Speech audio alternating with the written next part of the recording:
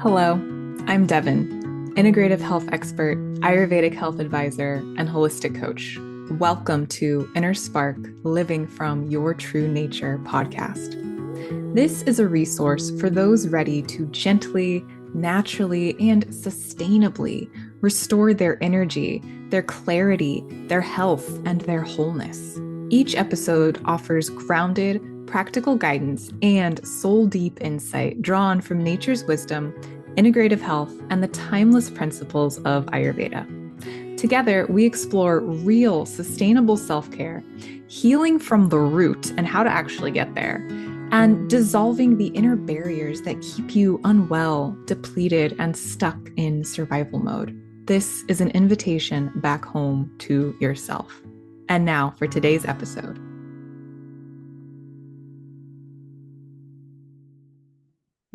Hello, welcome back.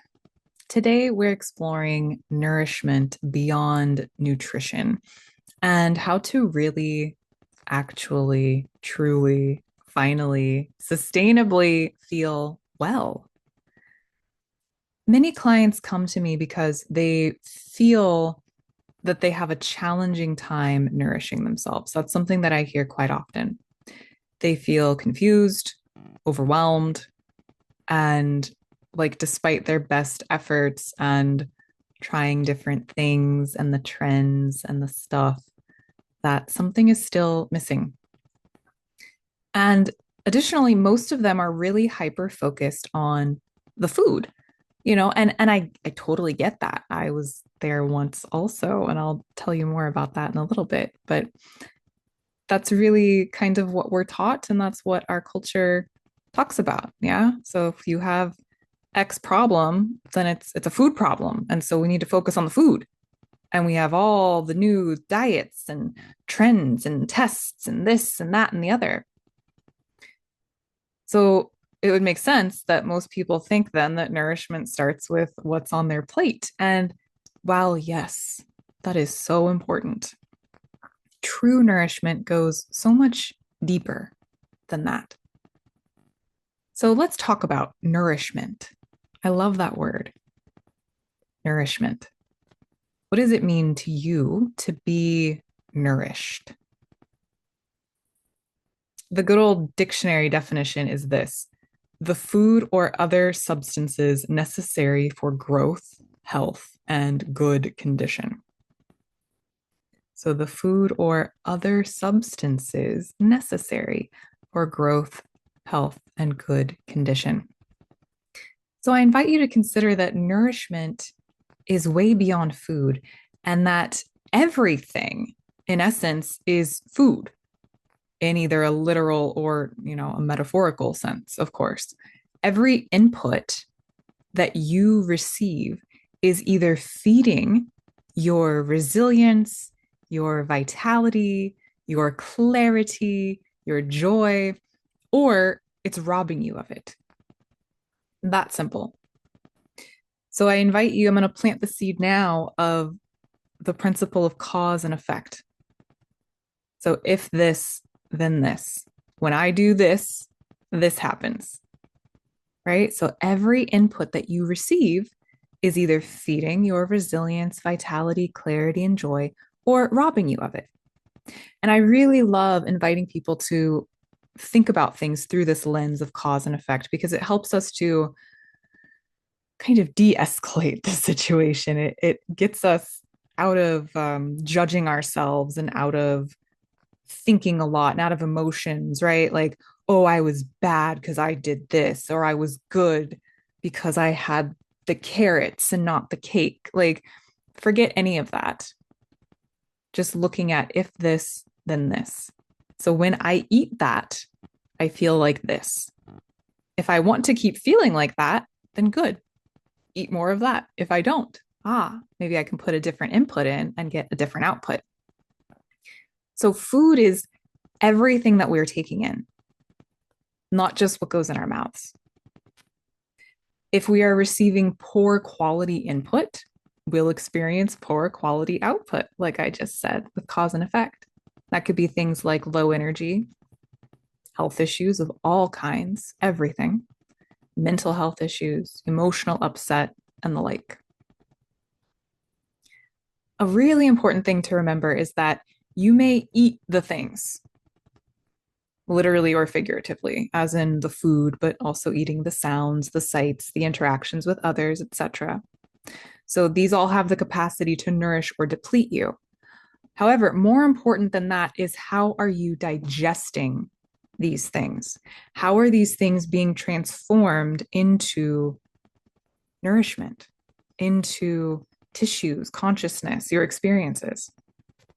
Something that Vedic wisdom teaches us is that everything we take in must be digested, not just the food you put in your mouth, but everything that you take in through your senses, through your mind, through your heart. All of it is input and it all must be digested. And it's all the same energetic capacity that is digesting it.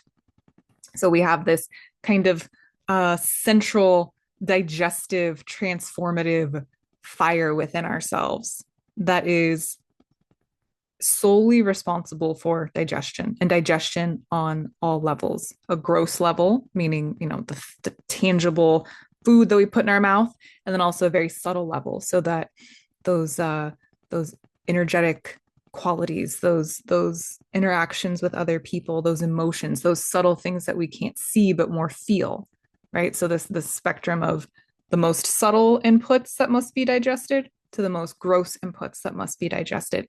It all relies upon this central fire called Agni. So nourishing ourselves is nourishing Agni. And when Agni is appropriately strong, we are able to transform all of these inputs into usable substances that really nourish us. So all of these things that we take in must be digested. The conversations you have, the media you scroll, the energy of the spaces you're in, the pace at which you live, the food that's on your plate, the smells, the sights, the sounds, the textures, everything. What we consume becomes who we are, not just physically, but mentally, emotionally, spiritually. Life is one long meal. Everything that we take in becomes the raw material for our inner landscape, which then becomes our outer experience of life. And the quality of our digestive capacity, or Agni, determines whether that raw material becomes wisdom or toxicity. So when you're feeling depleted in life, chances are you're not digesting well on any level. So I think I've made it pretty clear that I'm inviting this perspective shift that nourishment isn't just about food. It's really a way of being, a way of tending to your entire system, body, mind, and spirit every single day. It's not just what you eat in life, it's how you eat. It's how you breathe, how you sleep, how you move, how you relate to your own thoughts and emotions each day.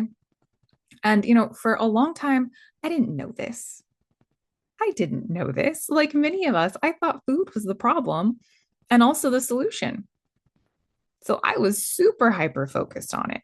And I tried all the plans, all the things. Oh my goodness gracious. The elimination diets, the resets, the juice cleanses. I counted, I tracked, I restricted, I forced.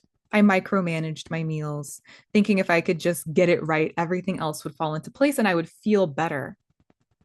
And really looking back, I have a lot of compassion for that version of myself who was stuck in that thinking because it's what she was taught. It's what we're conditioned for in our culture. We aren't taught and shown the connection between our inner world and our outer world, our inner world and the experiences that we have in life and our health. And how, when there is unprocessed, undigested life inside of our psyches, inside of our subtle realms, of course, we're going to feel depleted, unwell, and experience so many health problems. So, of course, no matter what I did, I still felt off. I was tired and anxious, foggy, unclear, disconnected, and hungry, you know? Sure, probably because I was not nourishing myself physically well enough, but hungry for like something real and deeper that I couldn't name. I'm curious if you've ever felt like that too. And so eventually I realized that food wasn't the root of the problem and it wasn't going to be the solution either, at least not by itself. Because what I was really missing was connection with myself, with nature, with something greater and more real, with what I have come to call my inner spark. And ultimately, what was missing was a connection with rhythm, consistency, simplicity, and sustainability. And looking at myself as this multidimensional whole being creature that exists on that spectrum of subtle to gross, like I was speaking about earlier, that I'm a being that is in a physical body. And so, yes, I have physical needs like food.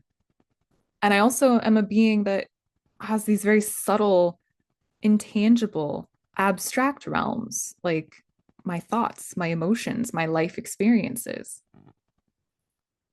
And those are the pieces that were not being tended. And the pain and experiences that were there stuck.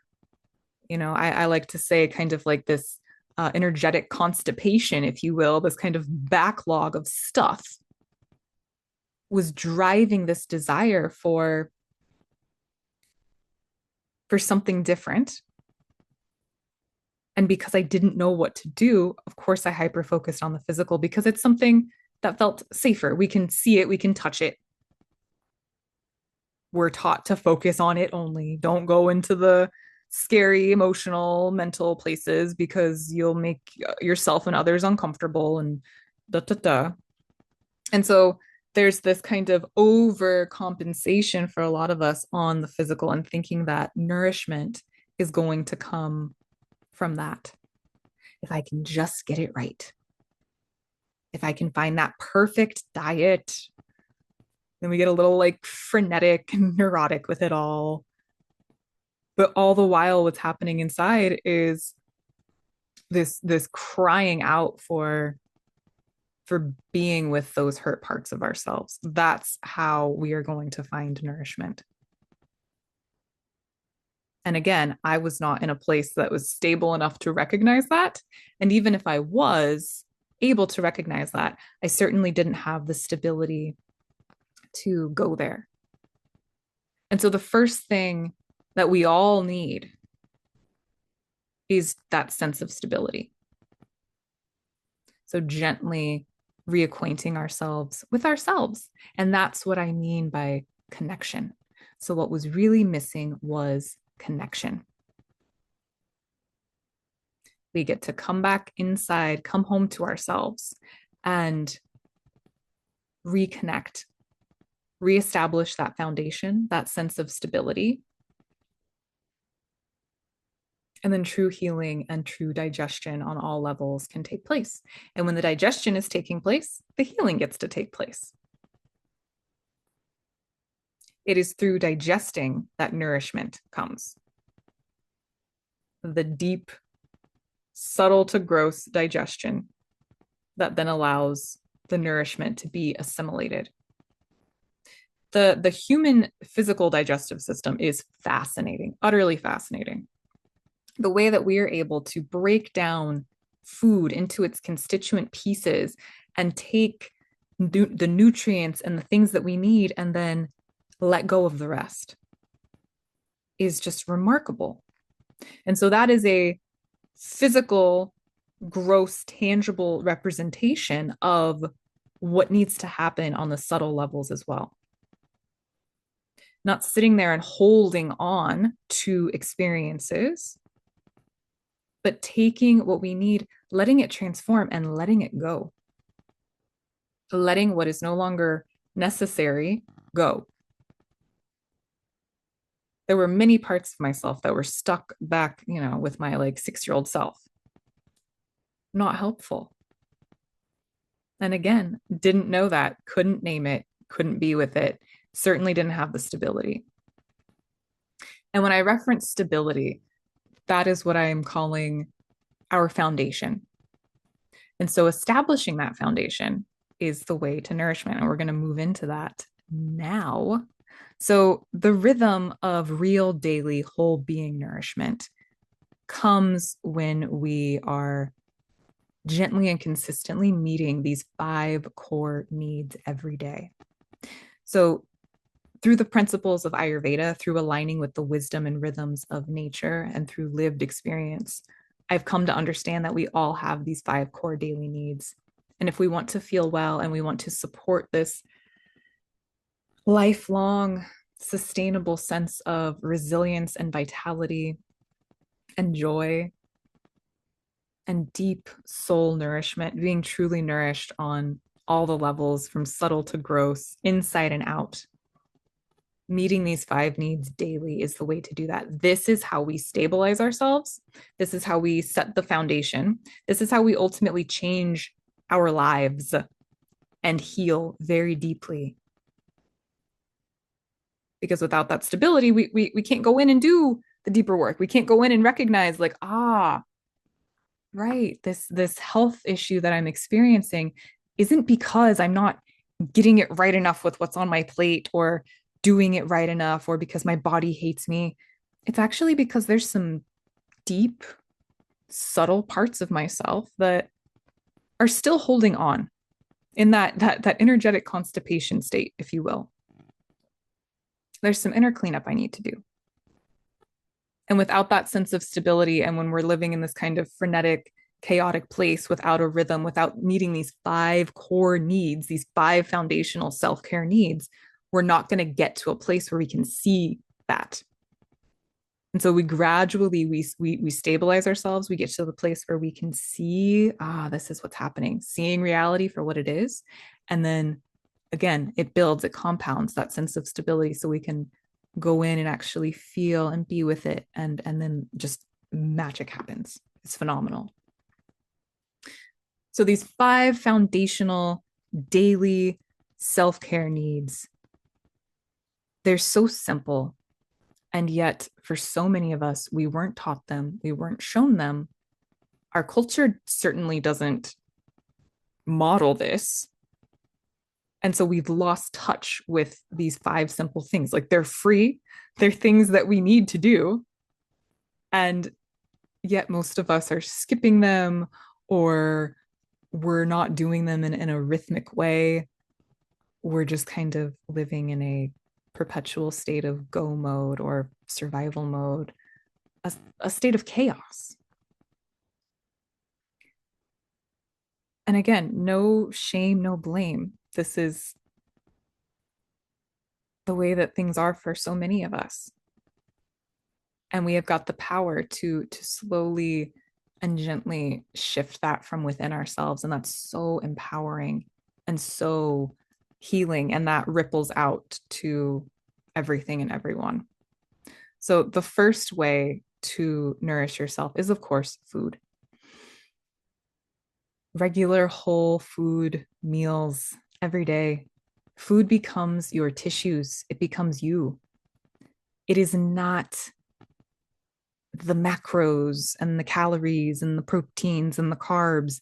It's about when you eat and how you eat and the energy that you bring to your meals.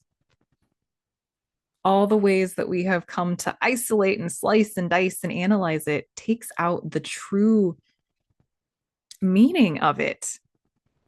I mean, my goodness, the bodies that we're in are freaking awesome. They're miraculous. They're gifts. I don't know how any of this is here, where it came from, how we got here, but we're here and it's amazing. And so food is our way of nourishing that and connecting with everything that is. It is truly a sacred act. And so while the science of food, the micros and the macros and the things is interesting, very interesting. And in fact, I've got a master's degree in integrative health and holistic nutrition. So I know all more than I ever wanted to know. And it's fascinating. However, this compartmentalized, very segmented, dissected way of viewing things is missing some very key components about food. Food is nature, and you are nature. And food, like nature, has qualities that are way more important to be aware of than its calories or macros. So, qualities, also referred to as the Gurvadi gunas in the Vedas, are things like, is it heavy or light? Is it cooling or heating? Is it rough or smooth?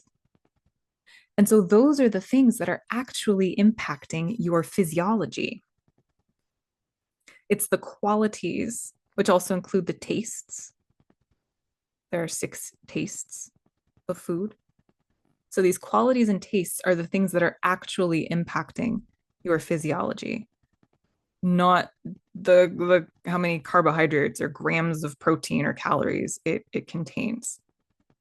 Those are new things that have only been around, for the last 100, 200 years that we've been kind of tracking these things. And nature is timeless. So, which one, which one may actually be a little more reliable? So, real natural whole food is simple, and our body, mind, energy systems know what to do with it. The second daily need is intentional breath.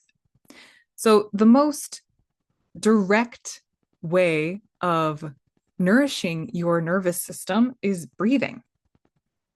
Is your breath shallow, rushed, disconnected? Or is it slow, intentional, and present? Most of us don't breathe very deeply, or we are stuck in patterns of reverse breathing where we our bellies extend on the exhale. So just noticing, what is your breath doing, and being with it with curiosity and compassion. Really let yourself feast upon the life force energy or prana that is available to you through the breath. And then let yourself connect with your inner spark, that steady, peaceful place within yourself.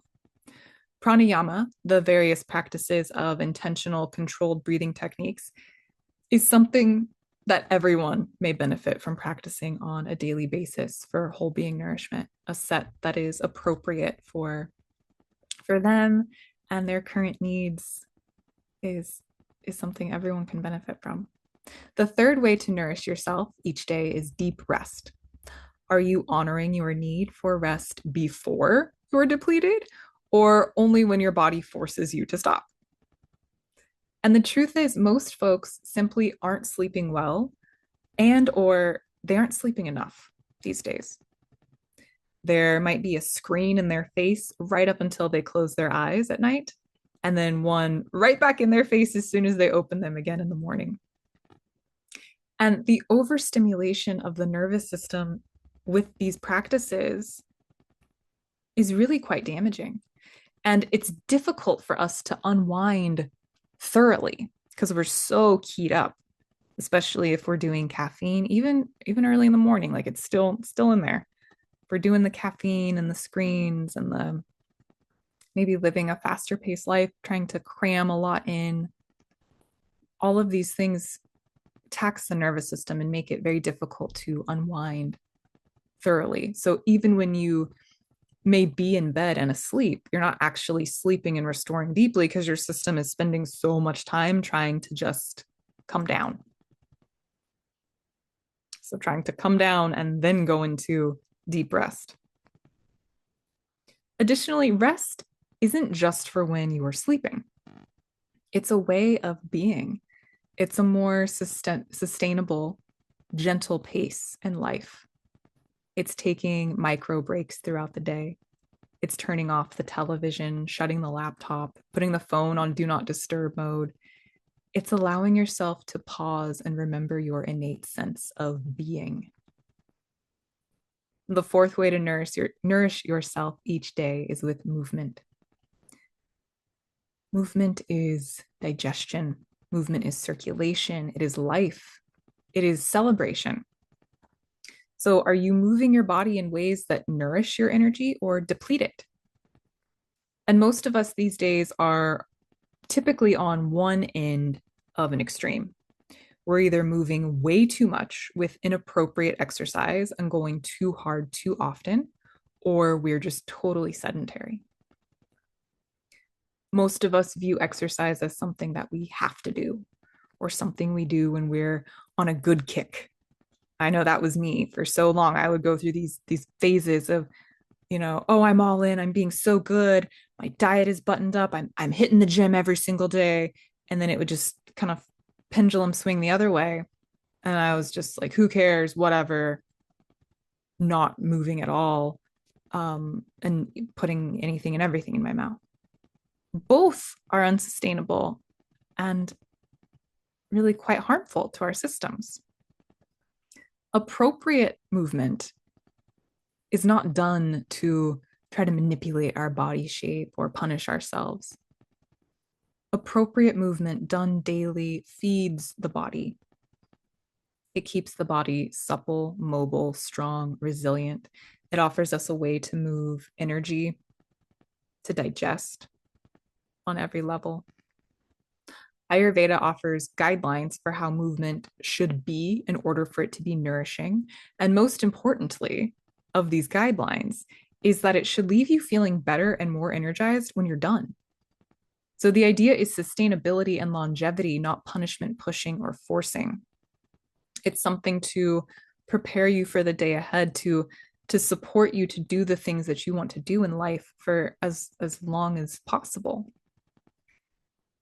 And finally, the fifth way to really nourish yourself each day and set this foundation for stability is self-reflection and energy management. So taking those times each day for being with your inner world. Are you processing your emotions and experiences, or just kind of absorbing them and holding them and moving on? This level of subtle digestion is the key to inner harmony and health and healing. Disease really does begin in the mind with outdated thoughts, beliefs, unprocessed experiences, and these things shape our realities because they shape the ways that we treat ourselves and the ways that we view the world. And with this backlog of unprocessed experiences, and when we're not taking the time to be with our inner world and take that time for self-reflection and managing our energy, a real disconnection results.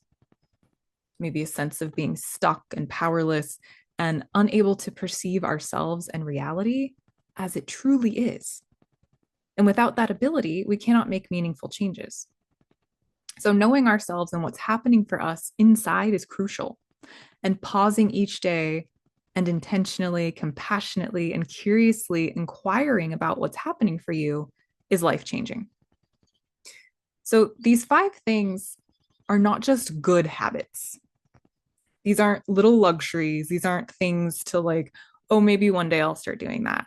These truly are daily non-negotiables for a regulated, resilient, well human being. They're so simple. They are things that we need to, must do, and are meant to do. And when these 5 needs are tended to in alignment with the rhythms of nature, you create that foundation of stability and clarity and true whole being nourishment.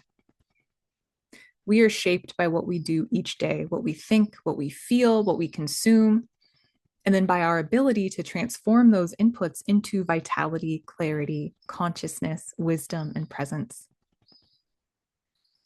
Everything that we experience, everything we take in, it all matters.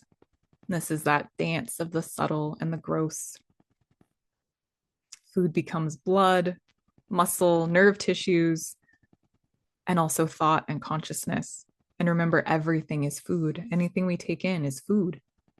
And it's either nourishing or depleting. And so remembering that the subtle is born from the gross, and our lived reality is shaped by what we receive and how we process it moment to moment in this true dance.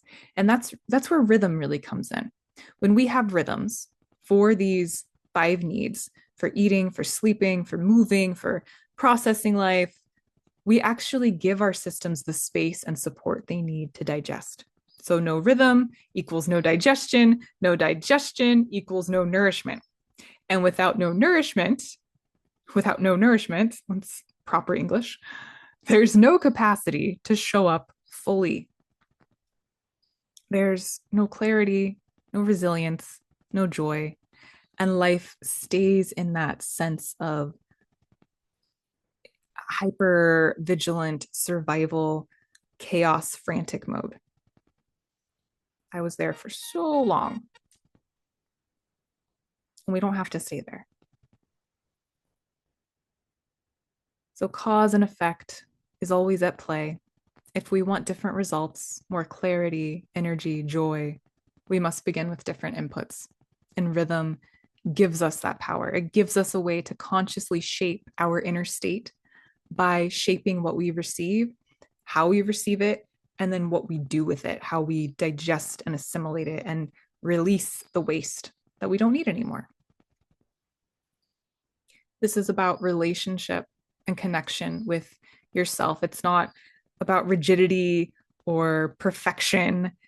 It is coming home to yourself, to the unique needs of your system, and collaborating with the wise natural forces within and around us and not working against them, which is robbing us of so much energy.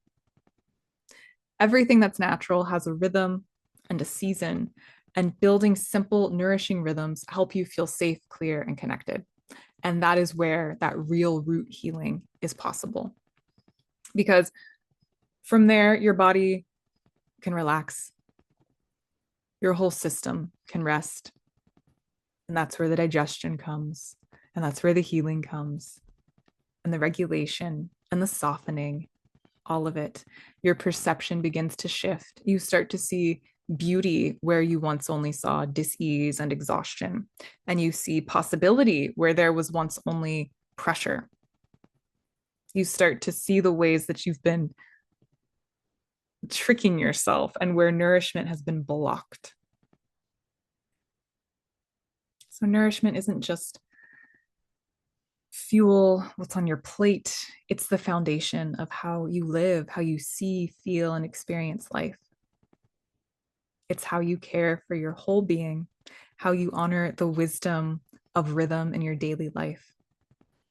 And to be fully nourished requires that we get real with ourselves, reconnect with what's natural and what matters, and shine a light on our true unmet needs and have the courage to then meet them.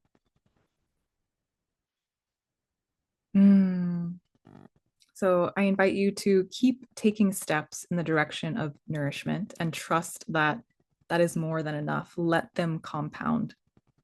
And maybe spend some moments in quiet reflection today, asking yourself, what does nourishment mean to me beyond food? Where in my life do I feel truly nourished? Where do I feel depleted? Am I outsourcing nourishment from within? Oh, I'm sorry. No. Am I sourcing nourishment from within or outsourcing it to quick fixes? And what's one small rhythm I may commit to today to nourish myself more deeply? Thank you so much for being here with me today.